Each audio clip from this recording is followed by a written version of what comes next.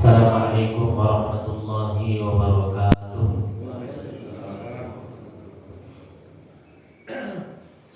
Alhamdulillah, nahmaduhu wa nasta'inuhu wa nastaghfiruh wa na'udzu billahi min shururi anfusina wa min sayyiati a'malina.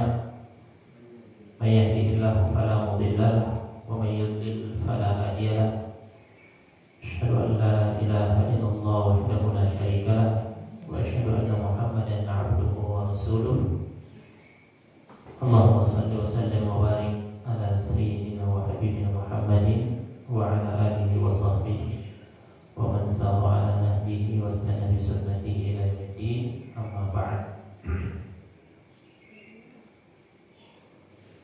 Alhamdulillah, segala puji bagi Allah Subhanahu wa taala. Kita bersyukur atas segala limpahan nikmat-Nya kepada kita semua hingga subuh hari yang mulia ini.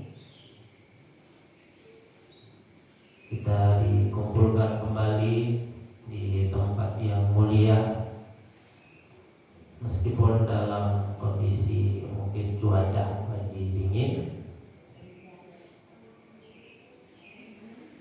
namun kita tetap konsisten untuk menjalankan perintah-perintah Allah Subhanahu wa taala. Dan di musim-musim dingin itu ada pahala tertentu yang disampaikan oleh Nabi Sallallahu Alaihi Wasallam. Di antara hal yang bisa menghapus dosa-dosa kita adalah ketika kita tetap menyempurnakan wudu, isbagul wudu indal makari, menyempurnakan wudu di saat lagi cuaca tidak mendukung, cuaca dingin. Kemudian kasratul khutha ilal masjid, memperbanyak langkah ke masjid. Itu di antara amalan yang bisa menghapus dosa-dosa kita. Semoga langkah kaki kita ke sini itu juga bagian dari itu, menghapus dosa-dosa kita, insyaallah. Amin ya rabbal alamin. Salam dan salawat semoga senantiasa tercurahkan kepada Nabi besar kita Muhammad sallallahu alaihi wasallam, begitupun kepada keluarga beliau, sahabat-sahabat beliau, dan kepada seluruh umatnya yang senantiasa mengikuti ajaran dan sunnah-sunnahnya.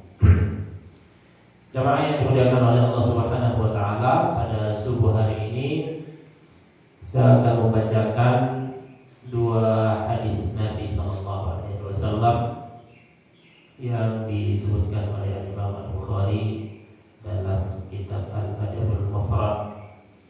Hadis yang ke-29 dan hadis ke-30. Hadis ke-29, Al-Imam Al-Bukhari rahimahullahu ta'ala mengatakan, haddatsana Abdullah ibnu Yazid, telah menyampaikan kepada kami Abdullah bin Yazid. Qala, dia berkata, haddatsana Uyainah ibnu Abdurrahman, telah menyampaikan kepada kami Uyainah bin Abdurrahman, an abihi, dari bapaknya, an Abi Bakrah an Nabi sallallahu alaihi wasallam, dari Abi Bakrah. Jadi ada Abi Bakar, Abu Bakar, dan ada Abu Bakrah. Jadi kalau baca buku ada tulisan Abu Bakrah, bukan salah tulis ya. Memang ada sahabat namanya Abu Bakar, dan ada Abu Bakar yang kita kenal sebagai khalifah. Dari Abi Bakrah, dari Nabi sallallahu alaihi wasallam, beliau bersabda, "Ma min dzambin ajdaru ay yu'ajjala li sahibihi al-'uqubah tidak ada dari dosa-dosa yang lebih layak untuk disegerakan hukuman bagi pelakunya. Ma'a ma yuddakharu lahu minal baghi wa qati'atir rahim. Bersamaan dengan itu tetap disimpankan baginya hukuman di akhirat daripada al-baghi, dosa melampaui batas, wa qati'atir rahim, dan memutus silaturahim. Ini hadis yang pertama. Hadis ini sahih, dinilai oleh para ulama hadis sahih. Kemudian yang kedua, hadis 30, Haddatsana Al-Hasan ibnu Bishr, telah menyampaikan kepada kami, kata Imam Al-Bukhari, Al-Hasan bin Bishr. Qala, dia berkata, Haddatsana Al-Hakam ibnu Abdul Malik, telah menyampaikan kepada kami Al-Hakam bin Abdul Malik an Qatadah, dari Qatadah, anil Hasan, dari Al-Hasan, maksudnya di sini adalah Al-Hasan Al-Basri, an Imran ibn Husain, dari Imran bin Husain, sahabat yang mulia. Qala, dia berkata, qala Rasulullah sallallahu alaihi wasallam, Rasulullah sallallahu alaihi wasallam bersabda, ma taquluna fi zina wa syurbil khamri was sariqah. Beliau bertanya kepada para sahabat, apa pendapat kalian tentang zina, minum khamar, dan mencuri? Qulna, kata para sahabat, kami mengatakan, Allahu wa rasuluhu a'lam, Allah dan Rasulnya yang lebih tahu. Qala, Nabi sallallahu alaihi wasallam bersabda, hunnal fawahish, perbuatan-perbuatan tersebut adalah perbuatan keji. Wa fihi al-'uqubah, dan pada setiap perbuatan itu ada hukuman-hukuman tertentu. Ala unabbi'ukum bi akbaril kaba'ir, maukah kalian aku beritakan tentang dosa paling besar, yaitu asyirku billahi azza wa jalla, syirik kepada Allah azza wa jalla, wa uququl walidain, dan durhaka kepada kedua orang tua. Wa kana muttaqiyan, ketika itu Nabi sallallahu alaihi wasallam duduk dalam kondisi bersandar. Fahtafaza, lalu beliau memperbaiki duduknya, duduk tegak. Qala, lalu dia berkata, wazzur, dan juga di antara dosa besar itu adalah persaksian palsu, bersaksi palsu. Hadis yang kedua ini dinilai oleh para ulama dari sisi sanad, jalur periwayatan hadisnya dhaif, ya, dhaif karena ada dua cacat dalam hadis ini. Yang pertama, ada seorang perawi namanya Al-Hakam bin Abdul Malik, ya, dinilai oleh para ulama sebagai seorang yang muttaribul hadis, atau hadisnya tidak konsisten, ya. Terkadang beliau meriwayatkan dua hal yang bertentangan yang tidak bisa dikompromikan antara keduanya, sehingga dinilai oleh para ulama sebagai periwayat hadis yang tidak konsisten, ya, atau muttarib istilahnya, ya. Sehingga ini membuat dhaif. Kemudian yang kedua ada Al-Hasan Al-Basri, ya. Al-Hasan Al-Basri, beliau ulama besar, ya. Sering kita nukil pendapat-pendapat beliau, ya. Akan tetapi kata para ulama, beliau seorang yang mudallis, ya. Mudallis itu terkadang menyembunyikan atau menyamarkan sebuah nama di mana dia meriwayatkan dari situ, atau terkadang dia menyamarkan gurunya, tidak menyebutkan secara jelas dari mana dia dapatkan. Wallahu a'lam kenapa seperti itu, tapi para ulama mengatakan bahwa salah satu cacat dalam hadis itu adalah mudallis, ya, mudallis. Khususnya ketika dia meriwayatkan dalam bentuk tidak jelas, misalnya an, ya. Saya seorang meriwayatkan dari ini an, misalnya dari. Jadi dia tidak mengatakan bahwa saya mendengar, ya. Dia hanya mengatakan riwayat ini atau hadis ini dari sini, ya. Tidak mengatakan saya mendengar. Kalau dia mengatakan saya mendengar langsung, maka hadis beliau ini diterima, ya, oleh para ulama. Tapi kalau dia hanya mengatakan dari ini, itu tidak diterima atau dianggap sebagai hadis yang lemah, meskipun beliau adalah seorang ulama besar. Itu dijelaskan semua dalam kitab-kitab hadis atau ulumul hadis, dipelajari dalam ulumul hadis. Tapi secara makna hadis yang kedua tadi yang kita katakan dhaif, secara sanad maknanya diterima oleh para ulama, ya. Bahkan dia didukung oleh dalil-dalil yang ada. Jadi dia hanya cacat dari sisi sanad, ya. Kajian hadis itu kan yang mengemuka ada dua, ya. Kajian sanad, jalur periwayatan, kemudian kajian matan, kajian redaksi hadis. Terkadang sanadnya dianggap dhaif, tapi redaksinya diterima. Seperti itu. Baik, jemaah yang dimuliakan oleh Allah Subhanahu wa taala, di hadis yang pertama Nabi sallallahu alaihi wasallam mengatakan, "Ma min dzambin ajdaru an yu'ajjala li sahibihi al-'uqubah." Tidak ada dosa yang lebih pantas untuk disegerakan hukumannya, maksudnya di dunia, ya. Bersama dengan itu tetap disimpankan hukumannya untuk di akhirat, ya.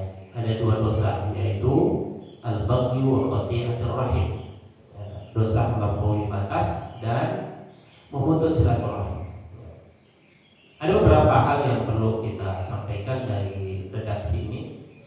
Yang pertama, secara umum perbuatan dosa itu adalah perbuatan buruk, perbuatan yang melampaui hak-hak Allah Subhanahu wa taala, dan pasti ada hukumannya. Sebagaimana amal soleh, ya, itu akan mendatangkan kebaikan dan akan mendatangkan ketenangan, manfaat bagi pelakunya. Itu secara umum seperti itu. Namun ada dosa yang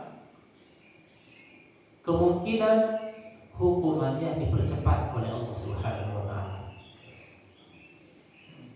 Sebagaimana ada amal soleh yang dipercepat pahalanya, ya, atau balasannya di dunia.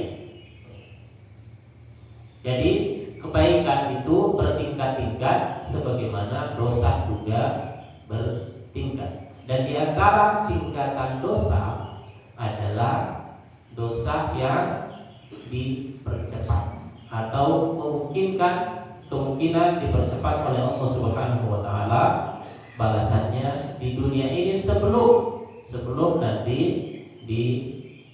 hukum di akhirat. Sebagaimanapun amal soleh itu ada yang langsung diberikan kebaikannya di dunia, dan juga tetap akan diberikan pahalanya di akhirat. Allah Subhanahu wa taala berfirman misalnya dalam Al-Qur'an dalam surah An-Nahl, Allah Subhanahu wa taala berfirman, "Man 'amila shalihan min dzakarin aw untha wa huwa mu'min." Barang siapa yang melakukan amal soleh, baik itu dia laki-laki ataupun dia perempuan, wa huwa mu'min, dan dia dalam kondisi beriman. Jadi syaratnya dua, beramal soleh dan dia beriman. Maka kata Allah, "Falanuhyiyannahu hayatan thayyibah." Akan diberikan penghidupan yang nyaman di dunia, ya.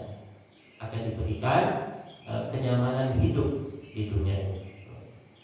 Setidaknya kenyamanan hati, ya. Kenyamanan itu tidak selalu bermakna orang berkelimpahan harta, tapi yang terpenting adalah kenyamanan dalam jiwa. Itu akan diberikan kepada orang yang memiliki dua syarat tadi.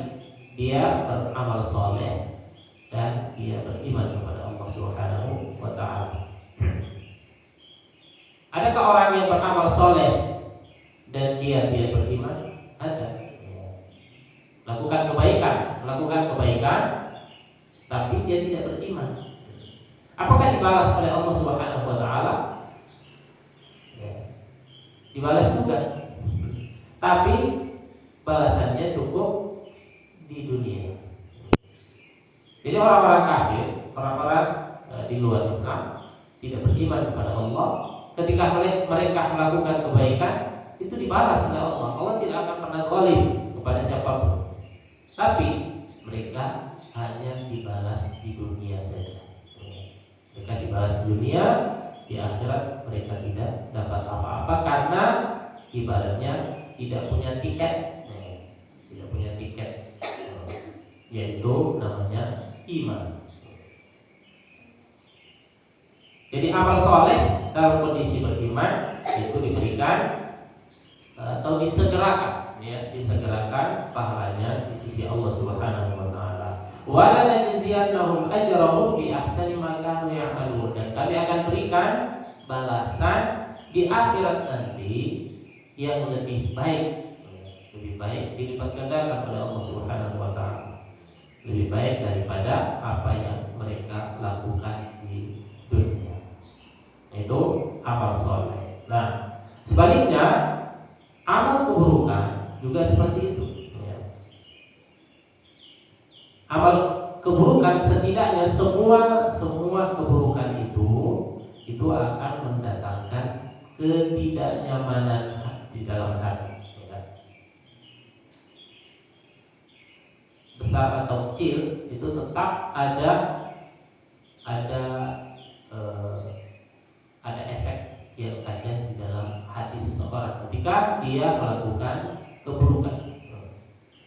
Makanya kata Nabi Sallallahu Alaihi Wasallam, "Da'ma yaribuka ila ma la yaribuk." Ya, tinggalkan sesuatu yang meragukanmu kepada sesuatu yang tidak meragukanmu. Fa inna sidqa tumanina. Kejujuran itu akan mendatangkan ketenangan. Wa innal kadhiba riba. Sementara berdusta itu akan membuat hati kita tidak tenang. Dalam riwayat lain disebutkan fa innal khaira tumanina wa innash syarra riba. Kebaikan itu adalah ketenangan dan keburukan itu adalah kegelisahan.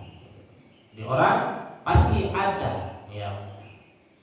Meskipun mungkin ada orang tidak perhatian, tapi pasti ada kegelisahan ketika orang itu melakukan keburukan. Jemaah yang dimuliakan oleh Allah Subhanahu wa taala, ya. Makanya Nabi Sallallahu Alaihi Wasallam ketika kita agak ragu terhadap sebuah perbuatan apakah itu dosa atau tidak, maka kata Nabi Sallallahu Alaihi Wasallam, "Istafti nafsaka." Minta fatwa kepada dirimu. Ini kalau kita lagi sendiri tidak mungkin bertanya kepada orang, ya. Tidak ada yang pertama kita lakukan adalah kata Nabi, istafti qalbak, istafti nafsak. Minta fatwa kepada dirimu sendiri. Istafti qalbak. Al-birru matma'annat ilaihi nafsu. Karena kebaikan itu apa yang hati itu tenang, jiwa tenang melakukannya. Wa atma'anna ilaihi al-qalb, dan hati kita akan tenang. Wal ithmu ma haka fi nafsi wa taraddada bis sadr. Sementara dosa itu yang menggelisahkan jiwa dan dada kita jadi tidak tenang. Dan itu salah satu ukuran, ya. Ukuran ini kalau orang yang masih punya jiwa masih bersih, ya, jiwa masih bersih, masih tidak ditutupi dengan keburukan yang sudah akut. Kalau keburukan sudah akut, kadang-kala akal sehatnya itu sudah tertutupi. Makanya kata Allah Subhanahu wa taala, bal rana ala qulubihim. Hati mereka sudah ditutup. Dalam hadis Nabi sallallahu alaihi wasallam disebutkan kalau orang melakukan dosa, maka ada titik hitam. Lakukan lagi, ada lagi, tambah lagi titik dan seterusnya. Kalau dia mohon ampun, maka itu akan bersih kembali hati itu. Tetapi kalau dia terus melakukan, maka dia akan tertutupi dengan noda hitam itu, dan itulah yang disebutkan bal rana ala qulubihim. Hati mereka kemudian ditutup oleh Allah Subhanahu wa taala. Jemaah yang dimuliakan oleh Allah Subhanahu wa taala. Kemudian Nabi sallallahu alaihi wasallam mengatakan dalam hadis ini bahwa ada dosa yang disegerakan, memungkinkan disegerakan hukumannya di dunia, ma'ama yuddakharu lahu. Bersamaan dengan itu dia tetap disimpankan baginya hukuman akhirat. Jadi dua kali, ya. Diberikan hukuman di dunia dengan cepat dan juga disimpan oleh Allah Subhanahu wa taala hukuman di akhirat, ya. Dan ini memberikan faedah bagi kita bahwa apa yang disimpan oleh Allah Subhanahu wa taala di akhirat itu jauh lebih berat daripada apa yang kita dapatkan di dunia, baik itu kebaikan atau keburukan. Kalau keburukan itu dilipat gandakan hisab, hukumannya. Kalau kebaikan dilipat gandakan balasannya, pahalanya oleh Allah Subhanahu wa taala di akhirat. Makanya kata Allah Subhanahu wa taala dalam surah Al-Furqan, ya, dalam surah Al-Furqan ketika Allah Subhanahu wa taala menyampaikan tentang ciri-ciri ibadur rahman, hamba Allah Subhanahu wa taala yang terpilih, yang disayangi oleh Allah Subhanahu wa taala. Allah Subhanahu wa taala berfirman di surah Al-Furqan ayat 68 70 sampai 70. Walladzina yad'una ma'allahi ilahan akhar. Orang yang meminta kepada selain Allah Subhanahu wa taala atau tidak meminta kepada selain Allah Subhanahu wa taala. Wa la yaqtuluna an-nafsa allati harramallahu illa bil haqq, dan tidak membunuh jiwa kecuali dengan hak. Wa la yaznun, mereka tidak berzina. Wa may yaf'al dzalika yalqa athama. Barang siapa yang melakukan itu, melakukan yang tadi, ya, melakukan kesyirikan, kemudian membunuh, kemudian berzina, ya, yalqa athama. Di dunia ini itu adalah dianggap sebagai perbuatan keji, perbuatan keji. Yudha'af lahu al-'adzabu yaumil qiyamah. Di akhirat itu dilipat gandakan hukumannya. Wa yakhlud fihi muhana. Bahkan mereka kekal dalam kondisi hina. illa man taba, kecuali orang-orang yang ketika di dunia mereka bertobat, wa amila salihan, wa amila amalan salihan, dan dia beramal saleh. Jadi bertobat diiringi dengan amal saleh. Fa ulaika yubaddilullahu sayyi'atihim hasanat. Mereka itulah orang-orang yang akan diganti kesalahan-kesalahannya oleh Allah Subhanahu wa taala dengan kebaikan. Wa kana Allahu ghafurur rahim, dan Allah Maha penyayang lagi, Maha pengampun lagi penyayang. Jadi ada hukuman yang diberikan di dunia, tapi di akhirat mereka mendapatkan lipat ganda hukuman. Pertanyaan yang biasa muncul adalah apakah orang yang sudah mendapatkan hukuman misalnya di dunia, apakah masih dihukum di akhirat, atau apakah dia diampuni dosanya? Misalnya ketika berlaku hukum Islam, dia mencuri, lalu pemerintah menjatuhkan hukuman potong tangan misalnya. Apakah orang ini masih dihukum di akhirat, ataukah dengan potong tangan itu dia sudah terbebas dari hukuman di akhirat? Maka sesuai dengan ayat-ayat tadi yang kita sebutkan dalam surah Al-Furqan, maka dua kondisi, ya. Ada orang yang dipotong tangannya, kedapatan mencuri, dipotong tangannya, dia kemudian bertobat, ya. Bertobat, mengakui kesalahannya kepada Allah. Dia bukan di depan hakim saja, ya, tapi dia mengakui kesalahannya di hadapan Allah Subhanahu wa taala, dan dia menyesal, dan dia tidak akan mengulangi, berjanji tidak akan mengulangi perbuatannya itu, maka dia tidak mendapatkan hukuman lagi di akhirat karena dia sudah bertobat.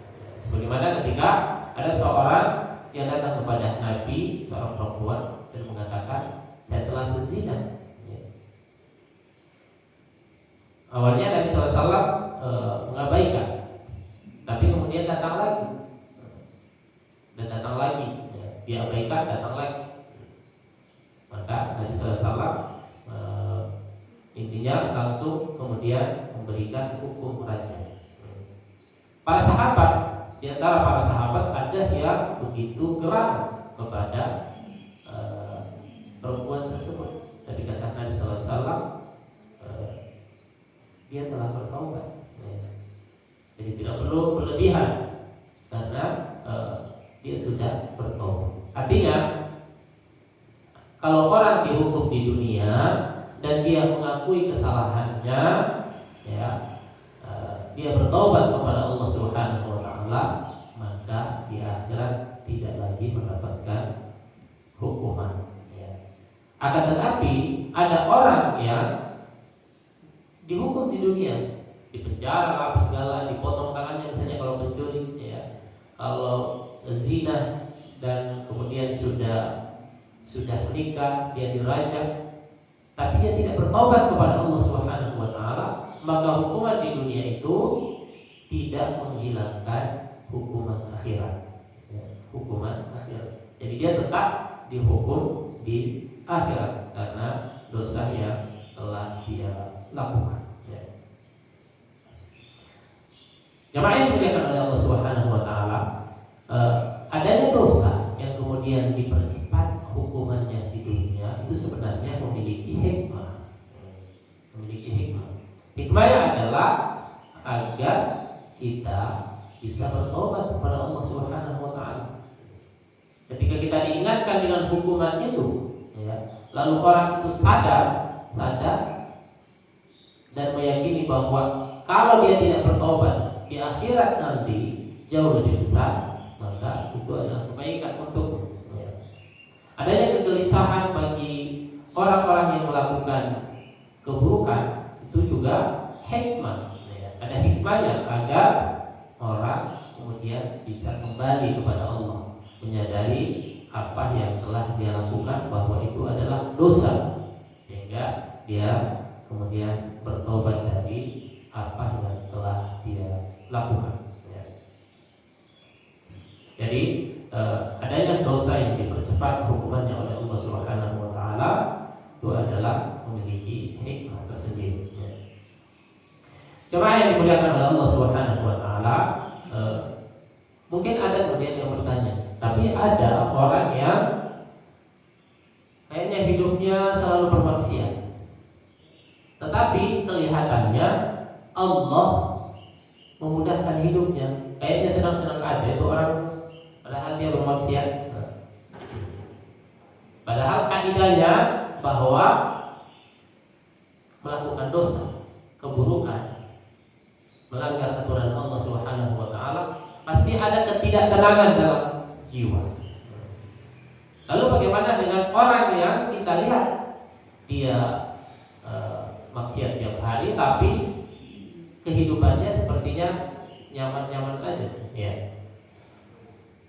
Makanya yang dimuliakan oleh Allah Subhanahu wa taala, dalam Islam ada yang disebut dengan istidraj, ya.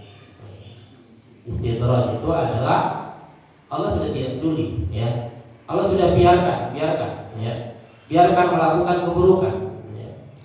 Allah sudah tidak peduli dengan orang tersebut, dan itu adalah hukuman tersendiri, ya. Hukuman bagi orang tersebut meskipun dia mungkin kehidupannya terlihat dari luar kehidupannya nyaman, tapi itu adalah hukuman istidraj dari Allah Subhanahu wa taala. Kata Nabi sallallahu alaihi wasallam, "Idza ra'aita Allah ta'ala yu'til 'abda minad dunya."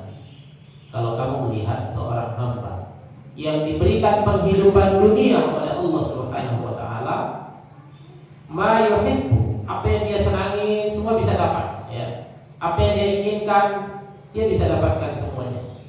Wa huwa muqimun ala ma'asi.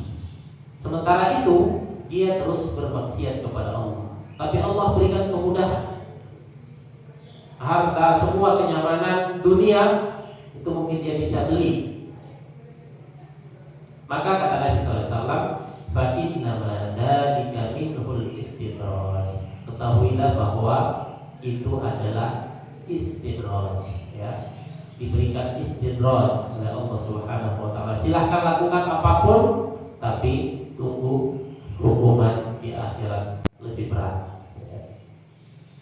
Allah Subhanahu wa taala berfirman dalam surah Al-An'am, ya. Falamma nasu ma dzukiru bihi fatahna 'alaihim abwaaba kulli syai'. Ketika orang itu sudah tidak peduli lagi dengan nasihat yang diberikan kepadanya, maka kata Allah, fatahna 'alaihim abwaaba kulli syai'. Kami bukakan baginya segala sesuatu, ya. Dibukakan oleh Allah. Dia pengen ini dikasih oleh Allah. Dia pengen ini dikasih oleh Allah Subhanahu wa taala. Dia dibukakan semua kenikmatan dunia. Fatahna 'alaihim abwaaba kulli syai'. Hatta idza farihu, ketika semua itu sudah dibuka oleh Allah Subhanahu wa taala, dia kemudian merasa senang dengan itu, bersenang-senang dengan semua apa yang Allah berikan padanya. Akhadnahum baghtah fa idahum mublisun. Setelah itulah kemudian Allah menghukum dia, ya. Jadi biarkan bersenang-senang dulu oleh Allah Subhanahu wa taala, lalu kemudian Allah menghukumnya dengan tiba-tiba, ya.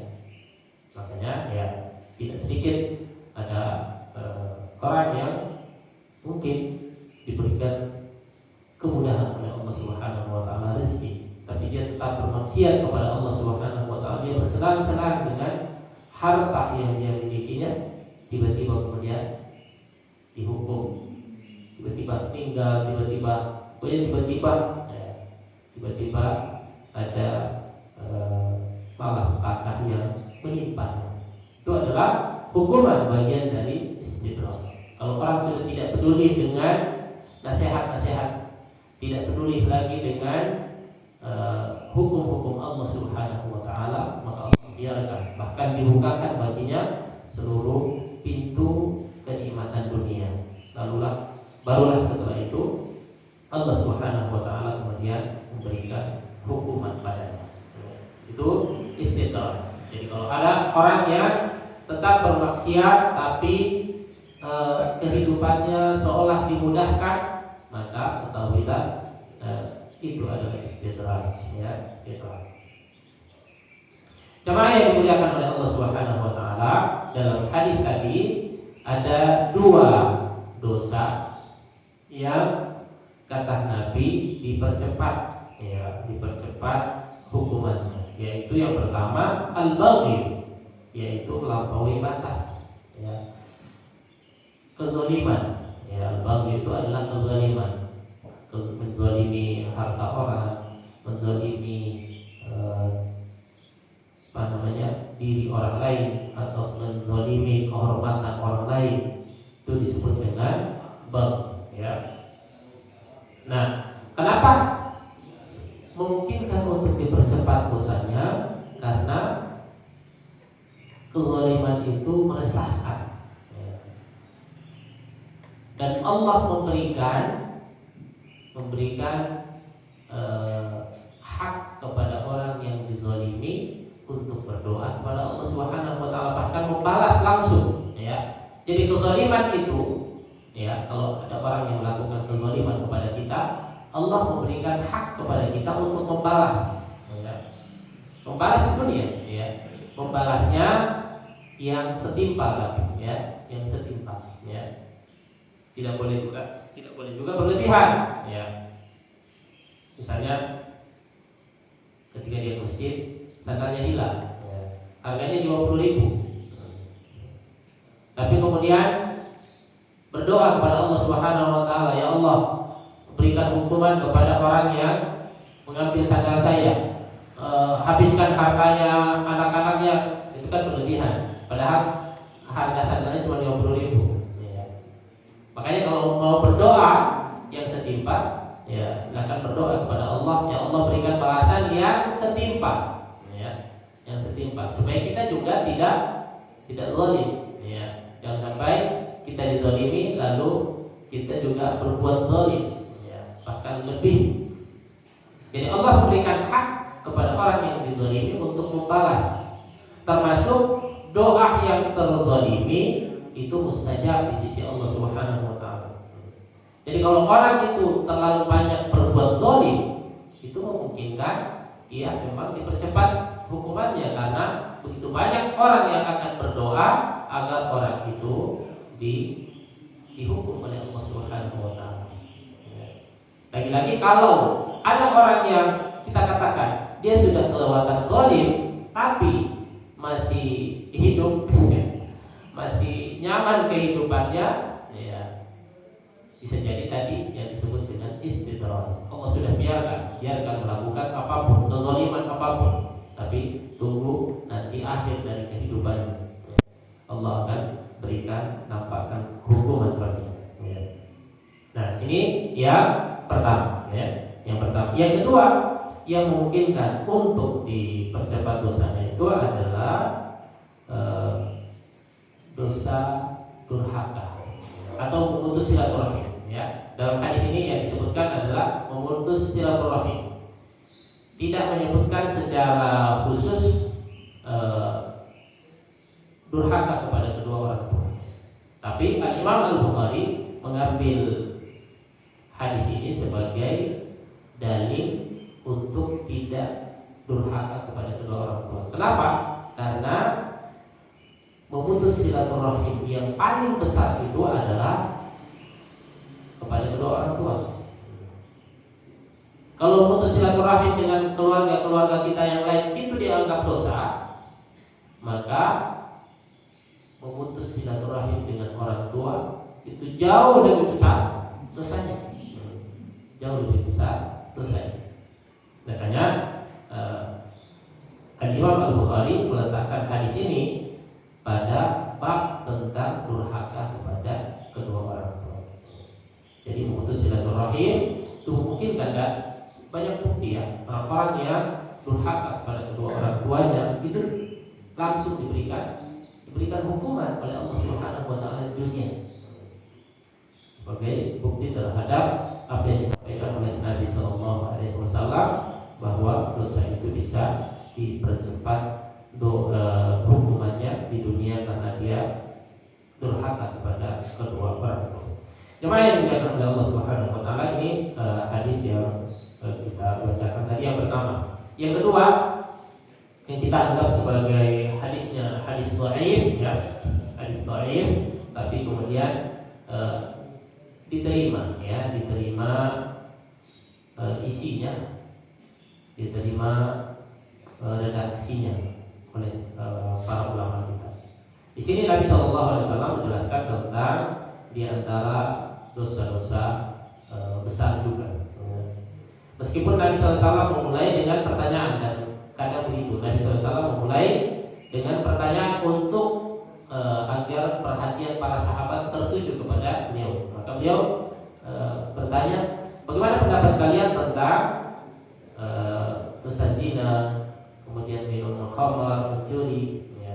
Tapi para sahabat terkadang meskipun mereka tahu, mereka tidak jawab. Mereka mengatakan bahwa Allah dan Rasulnya lebih tahu ya. Bentuk kehati-hatian para sahabat dalam menjawab.